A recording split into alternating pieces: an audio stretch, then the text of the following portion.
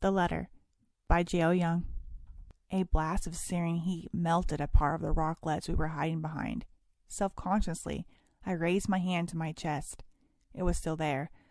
The letter was filled with love that was difficult to express, but needed to be known. Dirt blew across the expanse. They were there waiting to dispose of the last humans on Mars. These creatures came out of nowhere, destroying the colony we built. Have they replied? I yelled at Simon. He shook his head. I took a deep breath as I wiped the dust off my helmet. How much longer can we hold out? One squad versus many of those three-legged creatures. My body slid to the edge of the rock. I peered around.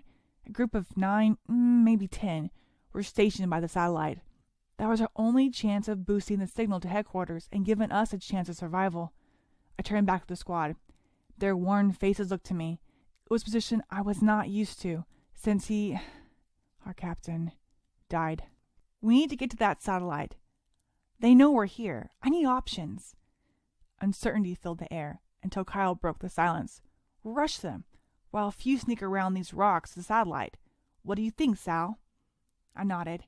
Navigating around the rocks will be difficult. It'll take time. Anything else? Simon smiled and held up a few flares. I smirked. Nice. That works. Kyle, Simon, and Penny, you will sneak to the satellite. Alerting headquarters about these creatures' arrival is number 1. Alan, Drew, and Judd, you're with me. Drew, take the flares. I want you to fire there. I pointed to a cluster of aliens. You got it, Sal. I know I'm not the captain. Hell, I'm nowhere near command status, I laughed. But these space scums attacked our colony. They murdered our friends, and they destroyed everything we built. I don't know why they invaded us. What I do know is that we need to warn headquarters. This can't happen again. They must be stopped. You know the mission. Good luck. Move out.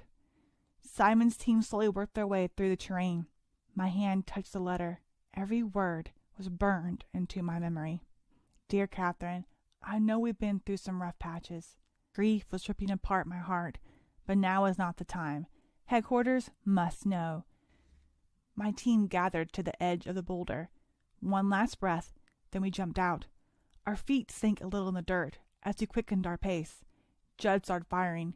Then each of us took our turn providing cover. Drew sprinted ahead. He dropped to his knees and slid.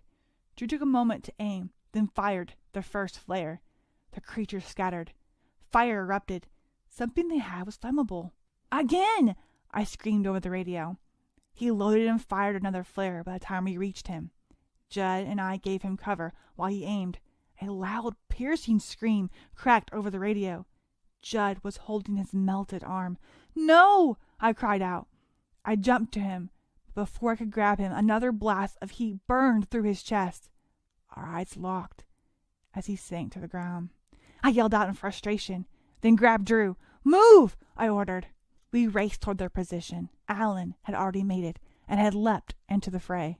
Drew and I weren't far behind. There was an endless amount of liquid fire being shot at us. We raced to find cover. Rocks were melting from their liquefying weapons. Hiding will not keep them from noticing Simon and the others. I closed my eyes. Precious words from the letter ran through my mind. I want you to know, Catherine, that no matter how far I go, no matter how long I'm gone, you are my home. You are my life. You are the love of my life. They aren't going to be able to make it to the satellite. What can we do? Alan questioned as he peered out of our dwindling refuge. Those guns of theirs are unstable. Do we have any more flares? I asked. Drew nodded. Okay, give me cover. Sal, Drew whispered as he grabbed my arm. I smiled. I got this. Just do me a favor. Make sure this letter gets back to Catherine and the kids for me. I promise. Drew frowned. He handed me the flare gun and ammo.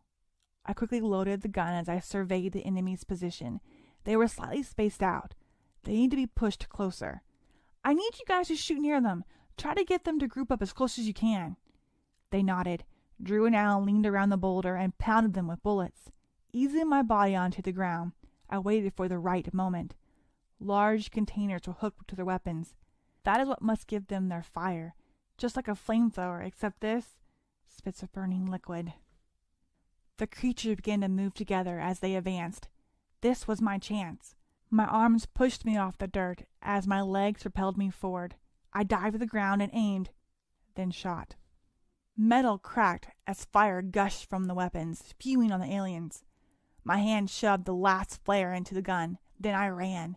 Heat burned the back of my suit as they tried to end me. My oxygen tank weighed heavily on my back. My body collapsed to the ground. I aimed.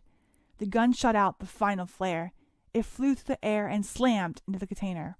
This time, the gun erupted into an inferno of blazing orange heat. Their peculiar voices screeched out. My radio crackled with Simon's voice. "They are coming!" Alan and Drew ran over to me. Then we rejoined the rest of our team. Soon, Mars was full of explosions dropping from the sky. Within a few hours, we were back on base. This fight had only just begun. Whoever they were bent on murdering every human. My mission wasn't quite yet done. I pulled the blood-stained paper from my pocket. There was one last thing I have to do before I joined the war. Tears filled my eyes. Catherine. I took a shuttle, and within a week it arrived at Sooner Station. Catherine and the kids lived in a nice little community. I sat in the back of a taxi as my fingers ran over the letter. There were so many things I wanted to do with you and the kids. Vacations and holidays I had planned in my head. The job hardly gave me time for these things. But you always supported me. You are my lifeline, Catherine. I love you. The taxi pulled over at the curb. "Thank you," I said as I paid him. My hands straightened my new captain uniform. I swallowed, took a breath, and then knocked on the door. Catherine answered with a wide grin. Tears blurred my vision as I handed her the letter. "No. Oh, no, Sally, no!" she cried as she sank to the floor. I bent down and sat next to her. "Let me tell you about your husband. Captain Michael was a hero. He gave the human race a chance to survive." The end. That was The Letter by J.O. Young. Thank you for listening.